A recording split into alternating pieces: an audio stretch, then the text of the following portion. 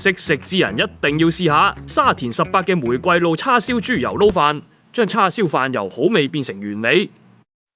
大家好，我係沙田18助理主廚梁志榮。呢個叉燒飯佢係需要隔日預訂嘅，因為嗰個叉燒個配料咧係之前嗰晚醃製，咁令佢嘅效果會更加完美。即係我哋做呢個菜式就係想營造一個大人同小朋友都好歡樂嘅氣氛。佢係會勾起好多香港人嘅回憶啦，諗起之前細個豬油撈飯嗰隻味道。佢呢個叉燒我哋係經過一晚嘅醃製啦，咁用上自家製嘅豬油、豉油、磨豉啊、柱侯醬啊、蠔油、生抽嗰啲，佢係經過一晚嘅醃製，令到佢更加入味。另外會喺客人面前淋上呢個永利威玫瑰露。呢個玫瑰露咧係佢有100年嘅歷史，佢係特別清香。呢個做法會令到成間房都充斥住玫瑰露嘅香味，令人有一種好想食叉燒嘅感覺。客人可以揀厚切啦、薄切或者免切，咁好多客人都中意係好懷舊免切。其實免切咧，佢最好嘅效果就係